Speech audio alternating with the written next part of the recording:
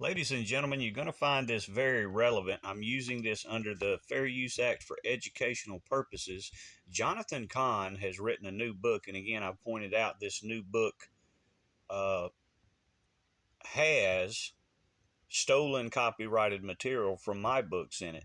But what we want to go to here is we're going to be talking about Roe versus Wade, and what he does is he makes up lies to sell his books, trying to convince people that he has some new incredible prophetic word that he's giving.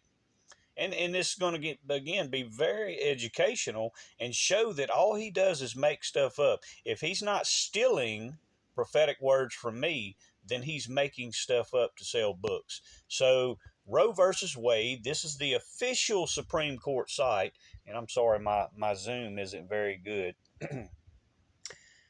It was first argued in December 13th of 1971. That was the first argument in New York in the Supreme Court of the United States. That was the first argument, 1971, December the 13th. It was again brought up, re-argued October the 11th, 1972. And then the final decision was decided January the 20th of 1973. And that's when on-demand abortion was decided and finally legalized.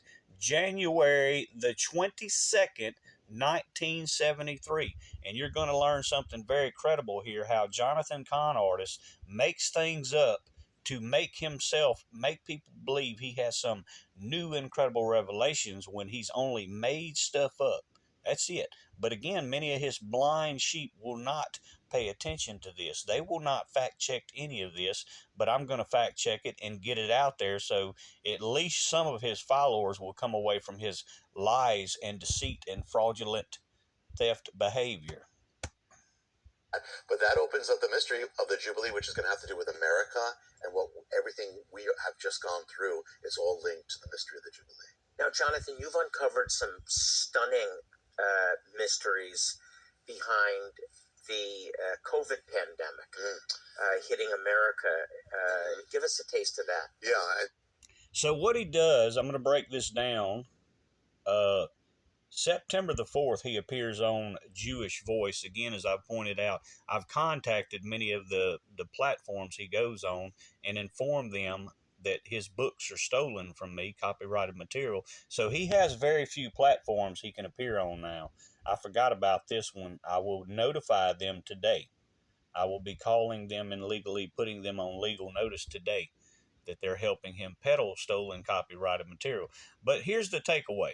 He tries to link in this video and in his book, he's trying to link abortion and the pandemic to one another with very specific and precise dates. That's the point you got to take away here.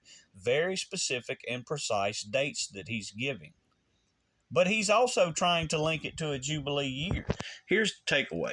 A Jubilee year is something good, something that, this is where debts are forgiven, slavery is forgiven, many things are forgiven.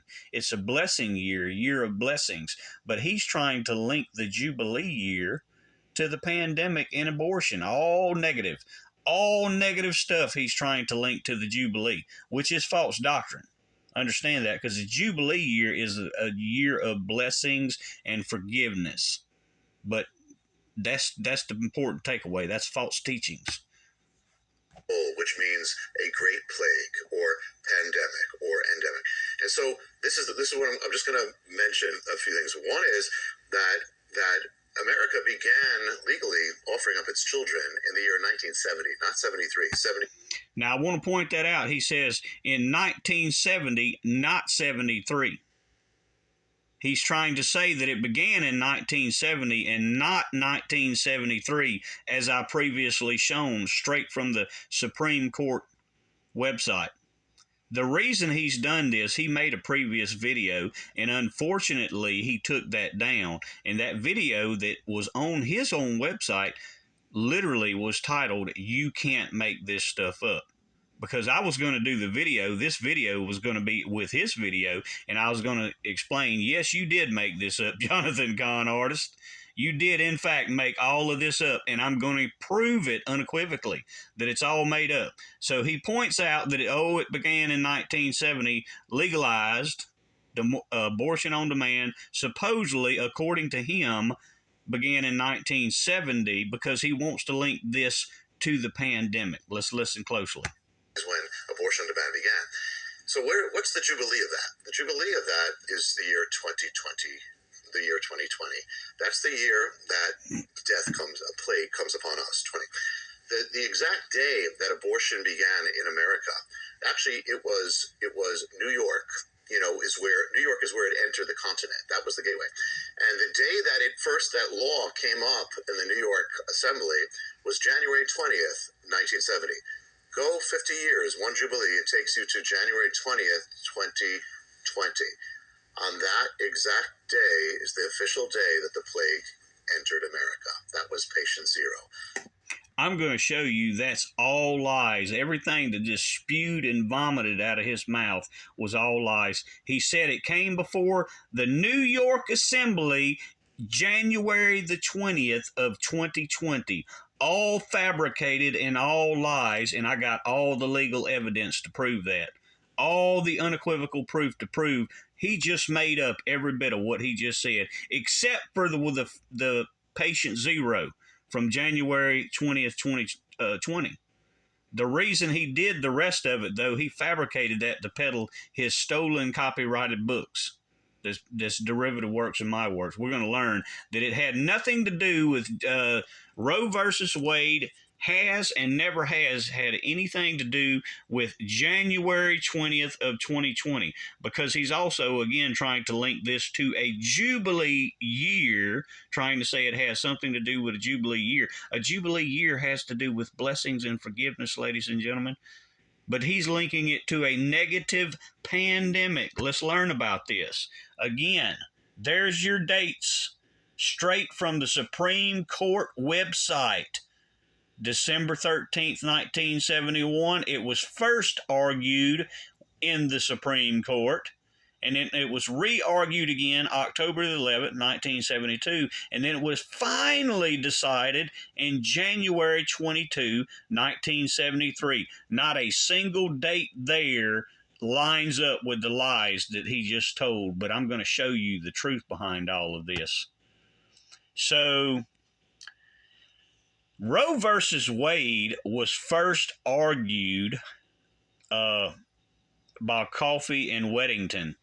That was when it was first argued. And again, here's that date again from another verified website, December the 13th, 1971. That's when it first entered the Supreme Court of the United States. And Johnathan Cahn, not only have I shown he's biblically illiterate, I'm going to prove he's legally illiterate also, because he doesn't understand how these processes work in the legal justice system. So, once again, here it is. Here's the proof. Roe versus Wade was decided January 22, 1973, not January 20 of 1970. It was decided with a 7-2 majority vote. And again, this was Coffey and Weddington filed that initially.